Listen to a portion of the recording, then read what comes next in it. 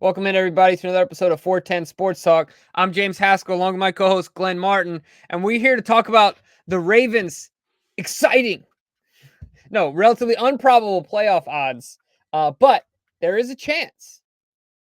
Maybe not as impossible as a lot of people think. But yeah, we're going to get into it. Absolutely. But before we do, give us a like, give us a subscribe, hit the notification bell, and we will keep you up to date on all your Ravens news. And if you are looking to increase your odds to landing the best candidate, go to linkedin.jobs, our partner and sponsor of this show.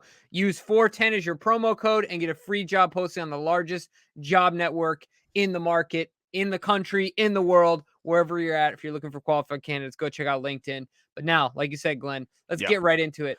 So let's talk about the criteria. We know the Ravens lost. Yep. But we already know one domino has fallen of this criteria because we needed the Browns to lose either to the Steelers last night or to the Bengals in Week 18.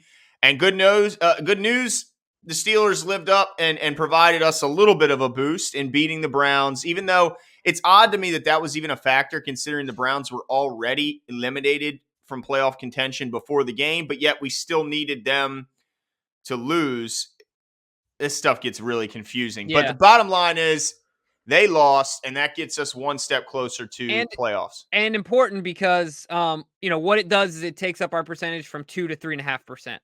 So it almost doubles our percentages, but really important if you're looking at it, the greatest possibility of Ravens getting in, because I doubt Cincinnati is going to play their starters next week. Well, Baker's also not playing now, but still, nonetheless, that run Browns game a better shot to win. Exactly. So I'd rather take it now than later. Now, what are the other dominoes that need to fall? All right, let's start with one that I consider a very attainable thing, and that is the Patriots need to beat the Miami Dolphins. Now, let's just check it off. I mean, look, that's just what the Patriots do, right? Yeah. They beat the Miami Dolphins. So that is quite reasonable, right? I mean, so that one I could see. The next domino, the next big one is the Raiders have to beat the Chargers. Now, that's not necessarily a foregone conclusion, but I don't think it's a stretch to think that the Raiders could beat the Chargers when you look at some of the performances the Raiders have put up, as well as some of the stinkers that the Chargers have put up. So, I mean, how do you feel about the chances of the Raiders beating the Chargers? Yeah, the Raiders seem to be some sort of possessed these days, right? They just beat the Colts, and it's not like the Colts didn't have anything to play for. They still have a lot to play for. So they just beat the Colts and seem to be coming off some momentum. So it could happen. It's very Chargers-like for them to lose this game. So, look, every tiger has its stripes, or what's the saying? You know what I'm talking about? Every dog has its day? No, something to do with tigers and stripes. But tiger doesn't change its stripes, but that necessarily doesn't apply. Oh, I guess it does. Yeah, there it is. Okay. So, the Chargers are who they are until they're not, is I guess what I'm saying, right? Yeah. So I could see it happening, absolutely. Yeah, but the last one. This is where the 3% comes into play, Jimbo, because the other two, you go, how could it be such a slim chance when both of those seem reasonable to happen? But tell the folks, what's that last domino that has to drop?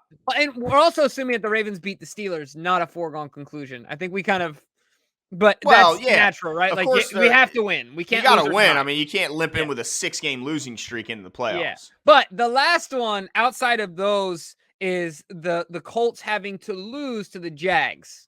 So the Jags having to beat the Colts. The Jags have 2 wins. That's a problem. Yeah, they got really 2 wins and their last. Now, have the Colts clinched a playoff spot? Like, is there any movement that can be had for the Colts? What's the advantage to them winning this game? Because they can't win they can't win their division anymore, right? I think that's been locked up by the Titans. Right. Yeah, I don't see. I don't think that they're 9-7. Yeah, they have no shot at winning the division. The Titans got that. So really, I guess the only thing that would benefit them is some seeding. They may is there any way they could be outside the playoffs, or have they clinched a playoff berth? You know what? That's a good question. Let me see, because on mine it doesn't show if they clinched or not. It's just showing the standings. So let me see if I can find a better representation. But I'm a little limited on this Yeah, I'm looking it up as well. So they Device I have to have. win to clinch. They do? Yep, it Okay, looks so like they a certainly must-win have a lot scenario. to play for, and they're playing probably the worst team in the league in the Jacksonville Jaguars, a team that looks like they're already ready for vacation. They've lost, let's see, 1, 2, 3, 4, 5, 6, 7, 8 consecutive games. And their last game, oh boy, Jimbo, their last game, they played the Patriots this week and they lost 50-10. Yeah, they hung up a 50 piece. I mean, they are ready to man, think about what's his name? What's the Trevor Lawrence? Like, if he had any eligibility left, You think he'd just go back? yeah, just stay in college, make some NIL money and like be There the you king of go. campus. Like, dude, it's gotta suck. Life has to suck right now. Well, look, he's a multimillionaire. He's good looking. He's a quarterback, and he's living in Florida. So I mean, life could be a lot worse. And who He's knows? living on the Maybe wrong side of Florida. Sorry, guys. well, Just my maybe they that might be true, but maybe they lure Jim Harbaugh because rumors are that Jim Harbaugh is in talk, or at least it's not out of the realm of possibility that he could be the next Raiders coach. But if the Raiders are coming, maybe the Jags call too. Well, I guess we'll have to wait and see Well, on it's who gets. also said that there will be a massive amount of fans at the game wearing clown outfits, letting people know that Ted Bulkey is not welcome. Trent Trent Bulkey, Ball. Yeah. Trent Bulkey, excuse me. So and yeah, so Trent and Jim don't get along. So there's No, no no, no, way no. Pretty that big that history of that would happen hatred. unless now a lot of fans want Bulkey gone. But it took a very long time for Khan to get rid of Urban Meyer in considering the succession of events. I mean, it took It was in some his rookie reports about year. him being physically abusive to players. Like, I would have Yeah, he's booted him after kicking he his didn't make the kicker. bus. Like, Yeah. dude, you're at your own restaurant, like doodling with some woman. Like, you're not my Yeah. coach anymore, dude. Sorry, no one has respect for you. Anyway, yeah, it's a far cry from a possibility. So, Well, let's see. Last time they played in Indianapolis, the score ended Indy 23, Jacksonville 17. So not a beatdown, not mhm, a complete embarrassment. However, at that time, the Jaguars were coming off a win over Buffalo 9-6 in that crazy game where Josh Allen just couldn't get anything going. right. So maybe they had a little bit more to play for at that point than they do now in Week 18 when I'm sure if you got any nicks, any bumps, any bruises, you're going to say, Coach, I can't go. And if you have any, even if you are playing, you certainly have an eye to the offseason and some potential vacation that might be on the horizon. Yeah, and they could also, I mean, we've talked about it before, it could be a kitchen sink game where they just fake punt, Hail Mary, backyard football type thing. Because, like, what do the Jags have to lose? Like, what do they have to play for if not pride and Spoiler. fun at this point? You know what I Well, mean? Like, spoiler to a right. division opponent. Right. So, and it, like you said, it's a division game. So naturally the margins of victory are decreased in those games. But Glenn, like, being as objective as possible, Yeah.